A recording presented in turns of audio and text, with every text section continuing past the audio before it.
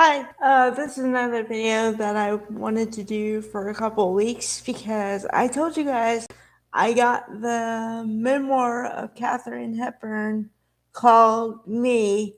Um, I told you guys when I got it, and I said that when I read it, I would do a review and also a little review and also like a celebrating her because I love her and have loved her for a while because she's one of the few stars who, first of all, didn't act like a star, like didn't think she was above anybody else, but she was great, and one of the few old time where you could see her beauty even when it was in black and white, and you just saw her wit and everything. All the good characteristics you saw in her movies, and also not to mention like Katharine Hepburn and Spencer Tracy had a connection that you could feel on the screen. I mean, I've never really encountered it too many times where you're like, okay, they are in love, like you actually believe it. I've had the opposite where you'll watch a movie and say, I'm not even sure they like each other. um, but okay. Katharine Hepburn was born in 1909 and she died in 2003 and she lived to be 96. Okay. So, there's going to be a little overlap, but you'll understand when it happens. Okay. So, I think I well, I've seen in my research and just hearing different actors' stories, they kind of knew they were going to be an actor or something for a long time because they performed for their families or. So I think that that was her part of the journey for her. She started acting in movies for sure in 1940, but she did plays and things, I'm sure, before that. Because here's a correlation. All right. She was involved in the stage version of a Philadelphia story and also involved in the movie version of a Philadelphia story. And the connection with Spencer Tracy, first of all, in her book, she says it was immediate. And they did 9 movies over 27 years. Obviously, they didn't do the 9 movies in 27 years. But I'm just saying, to star opposite each other 9 times.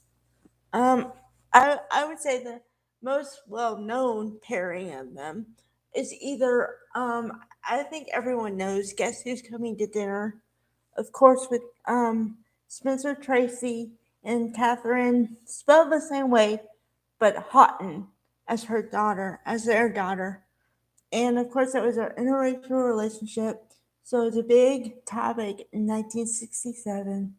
And then also, ironically and tragically, Spencer Tracy died a couple months after filming that movie.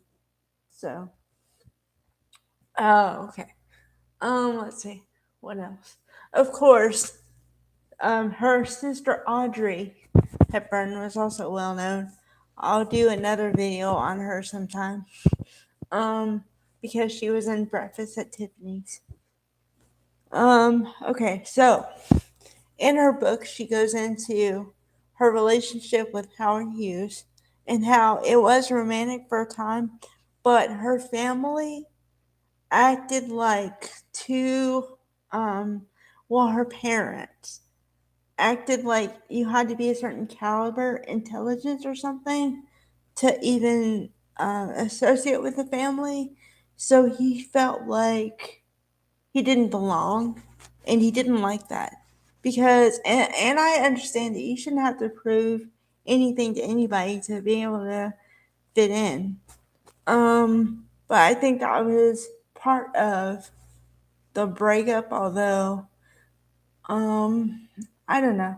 She said that the breakup was, and she kind of they did mention it in the movie The Aviator, which I did a review on that. But they did test the fact that they had a relationship for a while, but then he moved on to another actress or something. Um, but they also touch on it in the movie, and she does talk about in the book that they remained friends for life until he died. So yeah. So I think it's cool that it shows that no matter what, like two people from two completely different circles can be friends for life, and it doesn't have to be about what circle you come from. So I like that. Um, I think, well, I would venture to say that most people would like her because she seems genuine, and you can tell she really loves acting. And like I said, to have a connection with your co-star and you can feel it through the screen, that's amazing. Now my favorite one of them is either it's a toss up between um, Pat and Mike in the desk set because he acts like a woman should be in traditional roles and she shouldn't do a man's job.